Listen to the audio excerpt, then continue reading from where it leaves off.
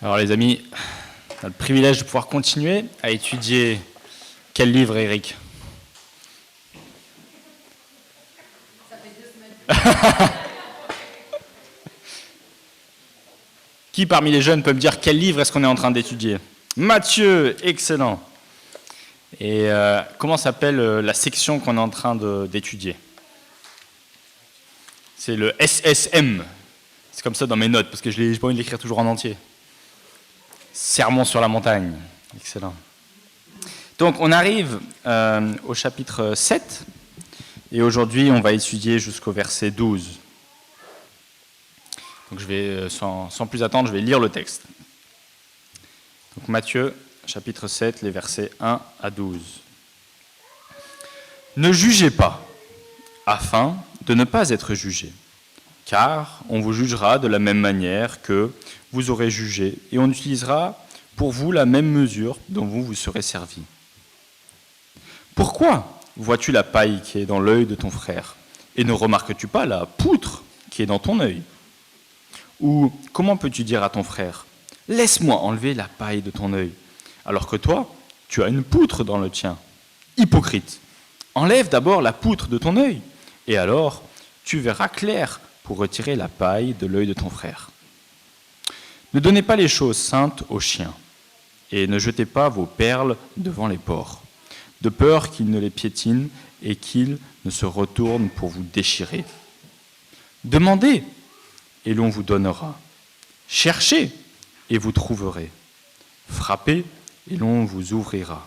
En effet, toute personne qui demande reçoit, celui qui cherche trouve, et l'on ouvre à celui qui frappe. Qui parmi vous donnera une pierre à son fils s'il lui demande du pain? Ou s'il demande un poisson, on lui donnera un serpent? Si donc, mauvais comme vous l'êtes, vous savez donner de bonnes choses à vos enfants, votre Père céleste donnera d'autant plus volontiers de bonnes choses à ceux qui les lui demandent. Tout ce que vous voudriez que les hommes fassent pour vous, vous aussi, faites-le de même pour eux. Car c'est ce qu'enseignent la loi et les prophètes. Alors ce matin, on va parler de jugement, on va parler de prière, d'hypocrisie.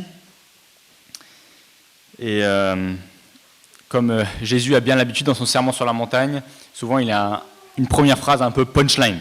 Là, la première phrase, punchline, c'est « ne jugez pas ». Vous vous souvenez, un peu avant, on en avait aussi « ne vous inquiétez de rien ».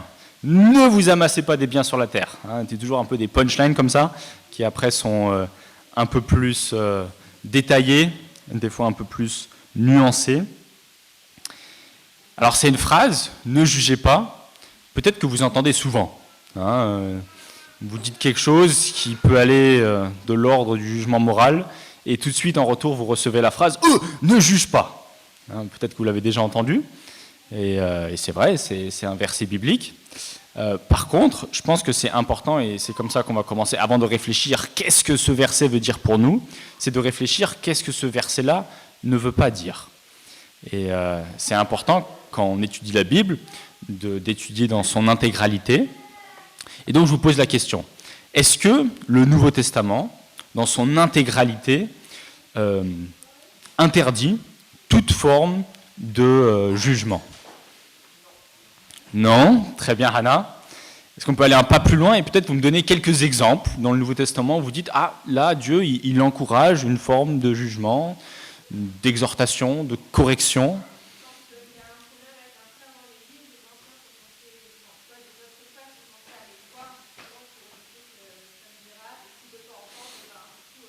Excellent.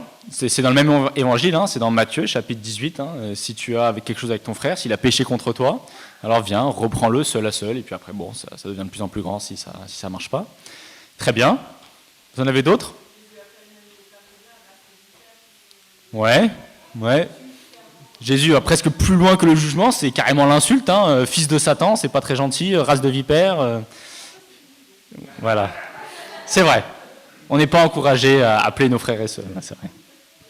Mais si on reste sur l'idée de correction, de jugement au sein de l'Église, est-ce que vous avez d'autres textes comme ça qui vous viennent à l'esprit?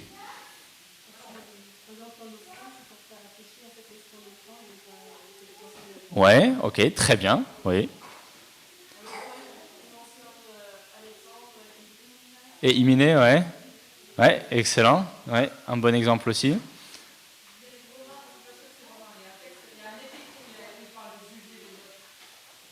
Ouais, alors,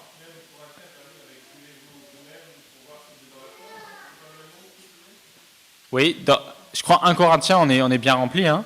Je ne sais pas si vous vous souvenez, dans 1 Corinthiens 5, on a la question de l'homme qui avait pris, je ne me souviens jamais, c'est la femme de son père, c'est ça? Voilà, donc il y avait de l'immoralité sexuelle. Et puis là, c'était une question de jugement. Hein. Il fallait que l'Église juge cette personne, l'exclue de la communauté. Et c'est comme ça que Dieu voulait que la discipline d'Église se fasse à cet endroit-là. Donc tout ça pour dire, je vais juste vous citer Calvin, parce qu'il le dit très bien, il ne faut pas le prendre comme un absolu, cette phrase-là. Il faut le prendre dans l'intégralité, le contexte de la Bible. Voilà ce que Calvin dit. Il dit « Ces paroles de Christ ne contiennent pas une interdiction absolue d'exercer un jugement, mais ont pour but de guérir une maladie qui, semble-t-il, nous est à tous naturelle. » Alors c'est ça la vraie question. Mais de quoi est-ce qu'il parle Jésus ici? C'est quoi ce jugement qu'il ne faut pas exercer? Et j'aimerais vous donner deux choses. Et je pense que c'est les deux gros points importants. Le premier, c'est que le jugement ne doit pas être fait de façon hypocrite. Hein, on a l'illustration qui est claire ici. Il y a un gars qui se promène avec une grosse poutre dans son œil, et avec sa poutre, il essaie d'enlever la paille qui est dans l'œil de son frère. Et l'autre chose qui est extrêmement importante, et on entend ça aussi dans le reste de l'enseignement du Nouveau Testament, c'est que tout jugement doit être fait rempli d'amour. Hein, l'amour est vraiment la chose la plus centrale quand on vient toucher à des choses qui sont sensibles. Et si l'amour est là, alors ça va beaucoup faciliter la relation entre ces deux frères qui s'encouragent. Alors, on vit dans une société qui est, je pense, on peut dire littéralement allergique à toute forme de jugement moral. Je suis sûr que vous en avez conscience. Hein, il y a tout qui est toléré. La seule chose qui est intolérable, c'est l'intolérance. Ouais, c'est en tout cas pas l'enseignement biblique. Et même, ce que j'aimerais peut-être rajouter, ce qui est important à dire, c'est que quand on parlait de l'amour qui doit régner lorsqu'il y a une forme de jugement, c'est même en fait une preuve d'amour. Alors, il faut peut-être que j'élabore un peu ça. Par exemple, un père qui va corriger son enfant, s'il le fait bien, s'il le fait dans l'amour, en fait, il est en train de prouver son amour envers cet enfant. Ce serait beaucoup plus facile, en fait, de juste laisser la chose passer, ne rien faire. Mais le fait de vouloir le bien de cet enfant et de le remettre sur le droit chemin, c'est une preuve de l'amour. Et Dieu, c'est exactement pareil. Je vais vous lire un verset dans Hébreux 12, verset 6, qui parle de Dieu notre Père et nous comme étant ses fils. Voilà ce qui est dit. « En effet, le Seigneur corrige celui qu'il aime, et il punit tous ceux qu'il reconnaît comme ses fils. » Hein, donc vous vous souvenez, dans Hébreux, quelque part, l'encouragement, c'est que si vous êtes corrigé par le Seigneur, eh bien, réjouissez-vous, parce que ça veut dire que vous êtes les fils légitimes de Dieu. Il vous voit vraiment comme ses fils. Si vous ne seriez pas ses fils, alors vous passeriez outre la correction.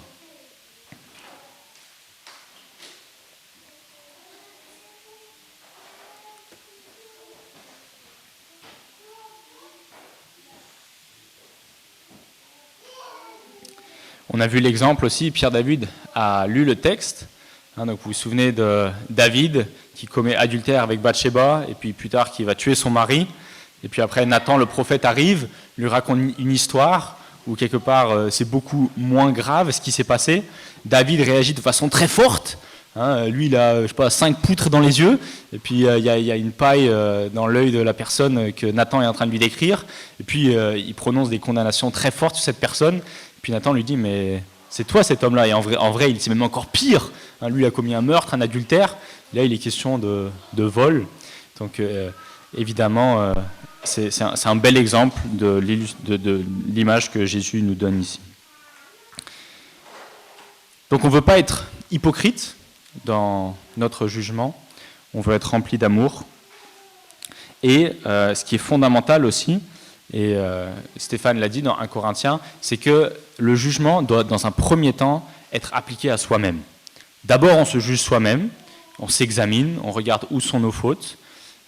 Parfois on a besoin d'un peu d'aide, c'est normal, mais en tout cas dans un premier temps c'est dirigé vers nous, et après dans un second temps on, par amour, avec bienveillance, si on pense que c'est nécessaire, avec sagesse, on touche peut-être à la paille qui est dans l'œil de son frère.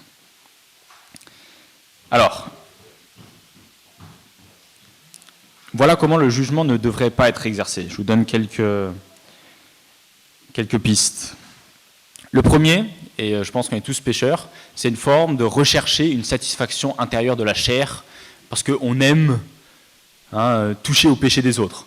Je suis sûr que vous connaissez tout ça, même la médisance en est très proche. On en a conscience des fois avec Laura, on parle de certaines personnes et très vite on a dire mais cette personne, elle utilise pas bien son temps, ou bien cette personne, elle gère pas bien ceci ou cela. Et très vite, en fait, intérieurement, humainement, il y a un certain plaisir, une certaine satisfaction à toucher aux différents péchés qui sont dans la vie des gens. Et il y a une forme de contentement intérieur qui est extrêmement malsain et qu'il faudrait mettre à mort en nous. En fait, quand on parle du péché d'un frère, d'une sœur, d'une autre personne, voilà ce qui devrait être produit en nous. C'est de la tristesse. On devrait être triste pour ce qu'on voit. On devrait avoir de la compassion pour cette personne-là. On devrait être rempli d'amour et de bienveillance envers cette personne. Et je sais, c'est difficile, si souvent, humainement, on aime parler des choses qu'on voit et on dit, chérie, t'as vu, là, ça se passe pas très bien, et t'as vu, eux, leur mariage, c'est pas ouf, et eux, t'as vu comment ils éduquent leurs enfants, c'est pas ouf, Et voilà, juste un encouragement, regardons d'abord à nous-mêmes, et puis surtout, analysons un peu quelles sont les émotions créées à l'intérieur de nous lorsqu'on parle de ces sujets qui sont un peu délicats, et assurons-nous, prions Dieu, que nous soyons remplis de tristesse et de compassion. Et je pense que c'est pour ça, vous vous êtes peut-être posé la question, mais pourquoi dans ce texte, Jésus parle de prière ? C'est un peu étrange, il est question ici de relations entre frères et sœurs, de jugement, et inséré d'un coup, comme ça, du verset 7 au verset 11, il y a cette question de la prière. Et je pense qu'en fait, c'est pas... Alors, je ne peux pas vous le dire avec certitude, mais il y a plusieurs hypothèses, mais celle qui me paraît la plus probable, c'est sûrement parce que c'est extrêmement difficile, en fait, de faire ce que Jésus nous demande ici. Et on a besoin de prier Dieu pour qu'il nous aide. On est si rapide à juger sur l'apparence, sur les choses qu'on voit sans vraiment savoir, en n'ayant entendu qu'une seule partie et pas la deuxième. Et donc, on a besoin que Dieu travaille nos cœurs et qu'on insiste. Ici, dans cet enseignement sur la prière, Dieu veut qu'on revienne vers lui avec insistance pour lui demander quelque chose. Alors, je ne veux pas trop insister sur cette partie de la prière, je veux vraiment plus rester sur la question du jugement, mais voilà peut-être 5 choses qu'on devrait retenir sur l'enseignement que Jésus nous donne ici par rapport à la prière. La première, c'est que devant les enseignements du Sermon sur la montagne, Jésus nous appelle et nous encourage à réaliser notre insuffisance et notre besoin de la grâce. Quelque part, les exigences ici que Jésus nous donne, ne jugez pas, sont extrêmement fortes, difficiles, je pense qu'on a tous conscience, à tenir. Et donc, Jésus nous appelle à réaliser notre totale insuffisance et notre besoin de la grâce de Dieu pour agir avec amour envers notre frère ou notre sœur.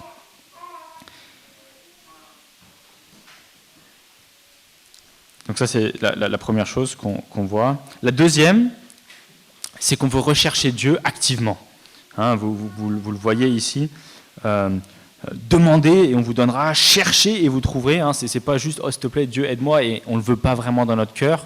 Mais il faut qu'intérieurement, on ait vraiment un profond désir de vouloir avoir l'amour de Dieu pour pouvoir corriger, enlever la paille qui est dans l'œil de notre frère. Et d'ailleurs, pour revenir dans le texte évidemment parle d'enlever la paille qui est dans l'œil de notre frère. Jésus le dit à la fin. Donc On voit déjà que Jésus nuance un peu sa punchline de ne jugez pas, mais voilà, quand vous allez enlever la paille de l'œil de votre frère, enlevez d'abord votre poutre. La troisième chose qu'on voit par rapport à la prière, c'est ne laissons pas la tiédeur et la paresse nous bloquer le chemin quelque part, on pourrait dire. Ici dans le texte, on voit très clairement qu'on doit insister. Et si facilement, je pense, en tant qu'être humain, on est rapide à juste dire « Ok, bon, non, je laisse passer, je dis rien ». Quelque part, c'est une forme de paresse et de manque d'enthousiasme pour des questions de justice. Et donc, ne laissons pas passer ces choses-là aussi rapidement que ça. Hein. Puis la quatrième chose, c'est que Dieu nous promet que notre prière ne sera pas en vain. Notre prière sera toujours entendue par Dieu. C'est en tout cas ce qu'il nous promet ici.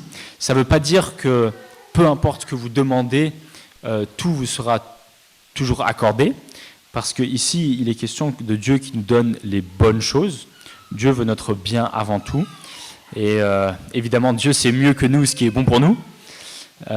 Et donc, c'est le cinquième point. Notre Père nous donnera que ce qui est vraiment bon pour nous. Et ce sera en accord avec sa volonté. Donc on est invité à prier pour ce qu'on a à cœur, mais sachez aussi que voilà, Dieu exaucera uniquement ce qui est vraiment bon pour nous et ce qui est conforme à sa volonté. Et humainement, des fois on peut penser, mais ce qui est bien pour nous, c'est la facilité dans la vie, mais Dieu sait bien mieux que nous ce qui est bon, et donc parfois ce sera aussi l'épreuve, les difficultés qu'il enverra dans notre vie. Et tout ça dans le but de nous fortifier, qu'on soit plus fort dans la vie chrétienne. Donc ne vous inquiétez pas, ultimement Dieu veut votre bien, même si vous passez à travers des épreuves, c'est pour que vous en ressortiez plus fort, pour que votre confiance en lui soit renforcée. Voilà, ça c'est rapidement par rapport à la prière. On retourne par rapport à cette question de jugement. On a dit que le jugement ne doit pas se faire uniquement sur l'apparence, sur ce qu'on voit. On est des humains, on a des cerveaux, et naturellement, dès qu'on voit quelque chose, on voit une personne, on voit quelques interactions, automatiquement, je pense que vous le savez tous, on va commencer à de rajouter les pièces du puzzle qu'on pense être là, et donc on va se faire une image qui n'est pas parfaitement réelle. Je pense que vous avez tous conscience de ça. Et à un moment donné, des fois, on se rend compte, en fait, l'image qu'on s'était faite, avec les quelques morceaux de puzzle qu'on avait, eh bien, c'est pas la bonne image. Elle n'est pas juste. Notre jugement n'était pas juste. Et donc, faisons attention de uniquement nous baser sur ce que nous voyons, de ne pas soupçonner le mal, mais au contraire de soupçonner le bien. Et automatiquement, l'image qu'on se fait d'une personne sera bien meilleure. Proverbe 18, verset 17 dit « Le premier à défendre sa cause paraît avoir raison. Vient ensuite sa partie adverse et on lui demande des preuves. » C'est généralement comme ça que ça se passe. On entend une chose d'une personne et on se dit « Ah oui, ok, je comprends très bien. » On se crée un jugement dans la tête. Et malheureusement, des fois, on ne prend pas le temps d'aller voir la partie adverse, d'écouter aussi. Et du coup, on se fait vraiment une mauvaise image. Et donc, on va juger certaines personnes intérieurement sur la base uniquement de ce que vient d'une personne. Et on n'a pas une image complète. Et donc là, notre jugement, il est faux et il déplaît à Dieu.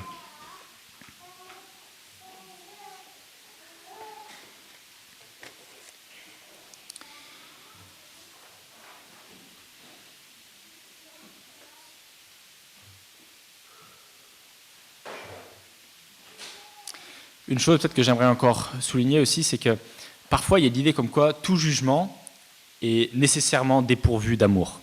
Et peut-être ça c'est la dernière chose sur laquelle j'aimerais insister, c'est que c'est pas vrai. Le jugement n'est pas toujours forcément dépourvu d'amour, mais au contraire, en fait, le bon jugement, le jugement qui est bien fait, il est rempli d'amour.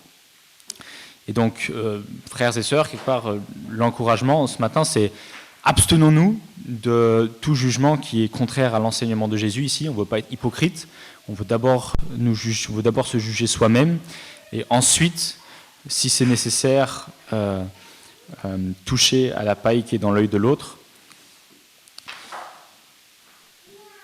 Mais si vraiment des fois c'est nécessaire, hein, c'est noble dans l'Église aussi de vouloir nous exhorter les uns les autres. Faisons-le vraiment avec amour. Et s'il n'y a pas l'amour, si vous sentez que ce n'est pas là, alors peut-être c'est mieux de ne pas le faire. Et des fois c'est bien aussi de demander conseil à un frère ou une sœur. Il y a beaucoup de sagesse là-dedans, parce que des fois on peut faire mal sans que ce soit vraiment nécessaire. Le verset 6, « Ne donnez pas les choses saintes aux chiens et ne jetez pas vos perles devant les porcs, de peur qu'ils ne piétinent et qu'ils ne se retournent pour vous déchirer. » On pourrait se dire, mais c'est quoi ce verset? Qu'est-ce qu'il a à voir ici? Alors, quand on parle des choses saintes, il est sûrement question des choses du royaume, hein, comme quand il est question de la perle. Vous connaissez tous l'histoire de la personne qui vend tout ce qu'elle a pour acheter ce champ où il y a cette perle précieuse. C'est une parabole qui nous parle du royaume de Dieu. Donc, voilà, les choses saintes, perles, c'est les choses qui touchent au royaume de Dieu. Et puis, les chiens, ce n'est pas les chiens gentils, les animaux de compagnie, comme Daisy, Safrana et T-Boy et tous ces chiens gentils qu'on connaît, mais c'est plutôt des loups. À l'époque, c'était plutôt des animaux sauvages, méchants. C'est pas positif. Dans l'Apocalypse, les incroyants sont appelés des chiens. Donc, il ne faut pas du tout penser aux animaux domestiques gentils. Et puis les porcs, c'est un animal impur. Donc là aussi, ça ne faisait pas partie de l'écosystème pour se nourrir à l'époque. C'était des animaux impurs auxquels il ne fallait pas toucher. Et donc sûrement, ce que ce verset veut dire ici, c'est qu'on devrait réserver notre critique pour vraiment les gens de l'intérieur, de l'Église. Ne jetez pas vos perles, vos choses saintes aux porcs, aux chiens. Dans les proverbes, c'est rempli de plein de fois. Corriger le fou, corriger celui qui est incorrigible. La seule chose que ça va faire, c'est que ça va te revenir, ça va te faire mal, ça va te faire des dégâts.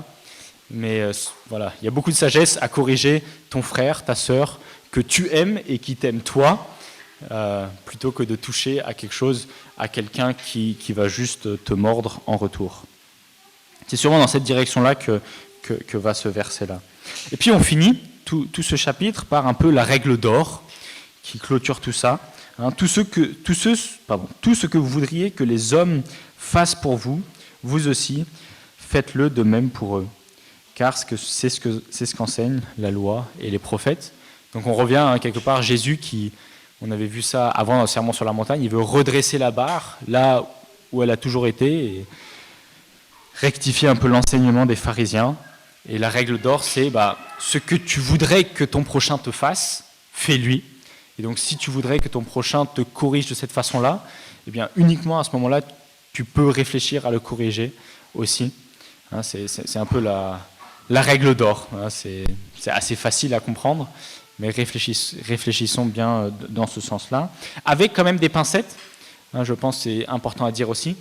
C'est pas toujours vrai que ce qu'on voudrait que les autres nous fassent, on leur fait aussi. On est des gens différents, avec des caractères différents. Il y a des gens qui peuvent beaucoup apprécier une chose et faire cette chose-là à une autre personne n'est pas forcément appréciable de la même façon. Donc là aussi, des fois, il faut prendre ça avec certaines nuances, mais la règle d'or est quand même vraie dans le cas général. Voilà, je m'arrête ici, les amis. Je prie encore, et puis on va pouvoir continuer notre culte.